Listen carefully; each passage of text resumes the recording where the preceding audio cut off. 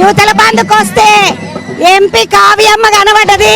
కనబడంగానే ఒకసారి పలకరిద్దామని తీసుకొచ్చిన అమ్మ డాక్టర్ అమ్మ బతుకమ్మ ఆడుతున్నావు. అవును, ఆడుతున్నా, చిన్నప్పటి నుంచి ఆడతాను.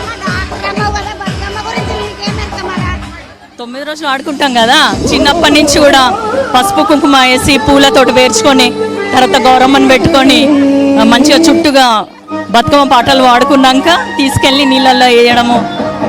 అంటే ప్రకృతి నుంచి వచ్చిన పూలని మళ్ళీ ప్రకృతికి అర్పిస్తున్నాం అన్నట్టు, అది దీని ప్రాముఖ్యత. పెద్ద పెద్ద బతుకమ్మలు అన్ని ఇడికి తీసుకొస్తారు. వరంగల్ బతుకమ్మని ఈడనే ఉంచుతారు. అవును అవును, ఎందుకట్లా అంటే ప్రతిరోజు ఒక విశిష్టత ఉంది. ఇది ఎంగిలి పూలు, తర్వాత అటుకుల బతుకమ్మ అని 9 రోజులు. లాస్ట్ సద్దుల బతుకమ్మ రోజు మాత్రం తీసుకెళ్ళి నీళ్ళలేసి ఎల్లి రామ్ బతుకమ్మ అని చెప్పేసి చేస్తాం.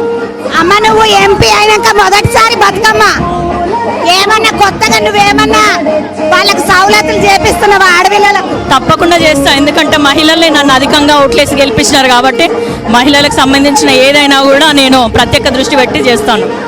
అమ్మ ఈడ ఏం తక్కువ ఉన్నది మరి? ఇప్పుడు ఏం లేదు, మనకి ఈ గుళ్ళు మంచిగా డెవలప్ చేసుకోవాలి.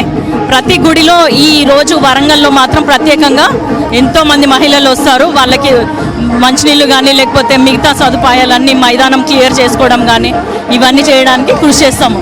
అమ్మ ఇప్పుడు మొదటిసారి నువ్వు గెలిచినాక కదా, నీ ఆలోచన ఏముంది? సంతోషంగానే ఉన్నావా? 9 రోజులు ఎక్కడెక్కడ తిరుగుదాం అనుకుంటున్నావు?